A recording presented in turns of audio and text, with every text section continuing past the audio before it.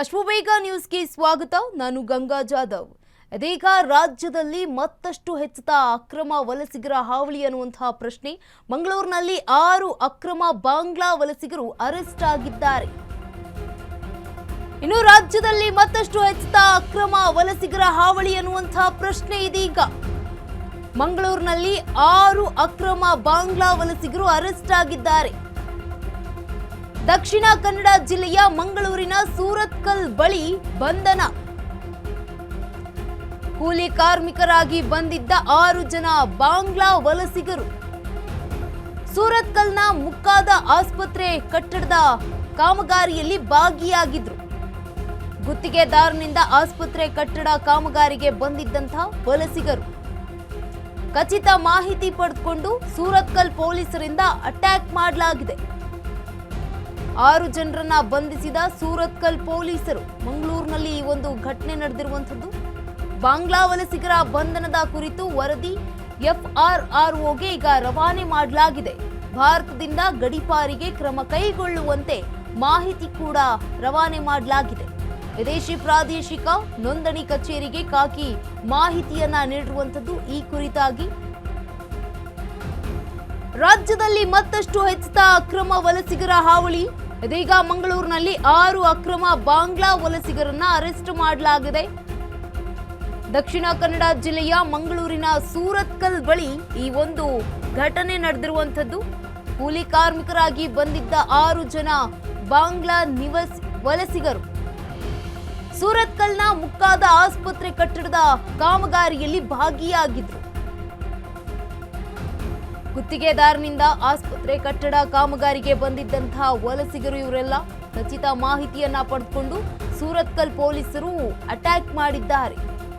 6 ಜನರನ್ನ ಬಂಧಿಸಿದ ಸೂರತ್ಕಲ್ ಪೊಲೀಸರು ಇದೀಗ ಬಾಂಗ್ಲಾ ವಲಸಿಗರ ಬಂಧನದ ಕುರಿತು ವರದಿ FRROಗೆ ರವಾನೆಯನ್ನ ಕೂಡ ಮಾಡಲಾಗಿದೆ. ಭಾರತದಿಂದ ಗಡೀಪಾರಿಗೆ ಕ್ರಮ ಕೈಗೊಳ್ಳುವಂತೆ ಮಾಹಿತಿಯನ್ನ ಕೂಡ ನೀಡಲಾಗಿರುವಂತದ್ದು. ವಿದೇಶಿ ಪ್ರಾದೇಶಿಕ ನೋಂದಣಿ ಕಚೇರಿಗೆ ಖಾಕಿ ಮಾಹಿತಿಯನ್ನ ಕೂಡ ರವಾನೆ ಮಾಡಿದೆ. ಇನ್ನು ಕರ್ನಾಟಕದಲ್ಲಿ ಇದೀಗ ಅಕ್ರಮ ವಲಸಿಗರ ಹಾವಳಿ ಹೆಚ್ಚಾಗ್ತಾ ಇದೆಯಾ ಅನ್ನುವಂಥದ್ದು ಪ್ರಶ್ನೆ ಆಗ್ತಾ ಇದೆ. ಯಾಕಂತಂದ್ರೆ ಮಂಗಳೂರಿನಲ್ಲಿ 6 ಅಕ್ರಮ ಬಾಂಗ್ಲಾ ವಲಸಿಗರನ್ನ ಈಗ ವಶಕ್ಕೆ ಪಡೆಯಲಾಗಿರುವಂಥದ್ದು ಸೂರತ್ಕಲ್ ಪೊಲೀಸರಿಂದ. ದಕ್ಷಿಣ ಕನ್ನಡ ಜಿಲ್ಲೆಯ ಮಂಗಳೂರಿನ ಸೂರತ್ಕಲ್ ಬಳಿ ಬಂಧಿಸಿದ್ದಾರೆ. ಕೂಲಿ ಕಾರ್ಮಿಕರಾಗಿ ಬಂದಿದ್ದಂತಹ 6 ಜನ ಬಾಂಗ್ಲಾ ವಲಸಿಗರು ಇವರೆಲ್ಲರೂ ಕೂಡ ಸೂರತ್ಕಲ್ನ ಮುಕ್ಕದ ಆಸ್ಪತ್ರೆ ಕಟ್ಟಡದ ಕಾಮಗಾರಿಯಲ್ಲಿ ಭಾಗಿಯಾಗಿದ್ರು. ಕಟ್ಟಡ ಕಾಮಗಾರಿಯಲ್ಲಿ ಭಾಗಿಯಾಗಿದ್ದಂತಹ 6 ಜನರನ್ನ ಈಗ ಸೂರತ್ಕಲ್ ಪೊಲೀಸರು ಬಂಧಿಸಲಾಗಿರುವಂಥದ್ದು. ಈ ಒಂದು ಗಮನವನ್ನ ನೋಡ್ತಾ ಇದ್ರೆ ಏನು ಪೊಲೀಸರು ಕೂಡ ಅವರೆಲ್ಲರನ್ನ ಕೂಡ ಪರಿಶೀಲನೆಯನ್ನ ನಡೆಸ್ತಾ ಇದ್ದಾರೆ. ಅವ್ರ ಬಳಿ ಇದ್ದಂತಹ ಆಧಾರ್ ಕಾರ್ಡ್ಗಳನ್ನಾಗಿರ್ಬೋದು ಅಥವಾ ID ಕಾರ್ಡ್ಗಳನ್ನಾಗಿರ್ಬೋದು ಪರಿಶೀಲನೆಯನ್ನ ಮಾಡಿದ್ದಾರೆ. ಆ ವೇಳೆ ಕಂಡು ಬಂದಿರುವಂಥದ್ದು ಇವರೆಲ್ಲ ಬಾಂಗ್ಲಾ ಪ್ರಜೆಗಳು ಅಂತ. ಮಂಡ್ಯ ನಗರಕ್ಕೂ ಅಕ್ರಮ ಬಾಂಗ್ಲಾ ವಲಸಿಗರ ಎಂಟ್ರಿ. ಗಂಟು ಮೂಟೆ ಸಮೇತ ಬಂದಿರುವ 50ಕ್ಕೂ ಹೆಚ್ಚು ಜನರು. ವಲಸಿಗರನ್ನ ತಡೆದು ಪ್ರಶ್ನಿಸಿದ ಬಿಜೆಪಿ ಕಾರ್ಯಕರ್ತರು. ಮಂಡ್ಯ ನಗರದ ರೈಲ್ವೆ ನಿಲ್ದಾಣ ಸಮೀಪ ನಡೆದಿರುವಂತಹ ಘಟನೆ ಇದು. ಈ ವೇಳೆ ID ಕಾರ್ಡ್, ಆಧಾರ್ ಕಾರ್ಡ್ ಅನ್ನ ಪರಿಶೀಲನೆಯನ್ನ ಮಾಡಿದ್ದಾರೆ. ಹಲವರ ಬಳಿ ಬಾಂಗ್ಲಾ ಮೂಲದ ಆಧಾರ್ ಕಾರ್ಡ್ ಇರುವುದು ಪತ್ತೆಯಾಗಿದೆ. ವಿಚಾರಣೆ ವೇಳೆ ಸ್ಥಳದಿಂದಲೇ ಕಾಲ್ಕಿತ್ತ ಕೆಲ ಬಾಂಗ್ಲಾದೇಶಿಗಳು. ಮಂಡ್ಯ ನಗರಕ್ಕೂ ಅಕ್ರಮ ಬಾಂಗ್ಲಾ ವಲಸಿಗರ ಎಂಟ್ರಿ.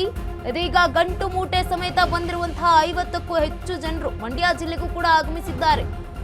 ವಲಸಿಗರನ್ನ ತಡೆದು ಪ್ರಶ್ನೆಯನ್ನ ಮಾಡಿರುವಂತದ್ದು ಬಿಜೆಪಿ ಕಾರ್ಯಕರ್ತರು.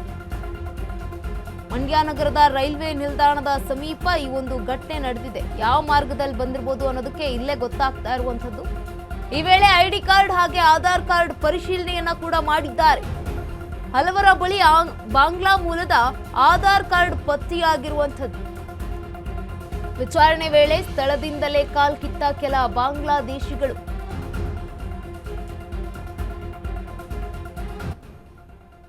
ಮಂಗಳೂರು ಹಾಗೆ ಮಂಡ್ಯ ಎರಡೂ ಭಾಗದಲ್ಲೂ ಇದೀಗ ಬಾಂಗ್ಲಾ ನಿವಾಸಿಗಳು ವಲಸಿಗರು ಈಗ ಪತ್ತೆಯಾಗಿರುವಂಥದ್ದು. ಕರ್ನಾಟಕದಲ್ಲಿ ಇದೀಗ ಅಕ್ರಮ ವಲಸಿಗರ ಹಾವಳಿ ಹೆಚ್ಚಾಗ್ತಾ ಇದೆಯಾ ಅನ್ನುವಂಥದ್ದು ಕಂಡು ಬರ್ತಾ ಇರುವಂಥದ್ದು. ಮಂಡ್ಯದಲ್ಲೂ ಕೂಡ ಕಂಡು ಬಂದಿರುವಂಥದ್ದು, ಜೊತೆಗೆ ಮಂಗಳೂರಿನಲ್ಲೂ ಕೂಡ ಕಂಡು ಬಂದಿದ್ದಾರೆ. ಅವರೆಲ್ಲರನ್ನ ಕೂಡ ಈಗ ಸೂರತ್ಕಲ್ ಪೊಲೀಸರು ಆಗಿರ್ಬೋದು ಅಥವಾ ಮಂಡ್ಯ ಪೊಲೀಸರು ಆಗಿರ್ಬೋದು ಅವರನ್ನೆಲ್ಲ ವಶಕ್ಕೆ ಪಡೆಯಲಾಗಿರುವಂಥದ್ದು.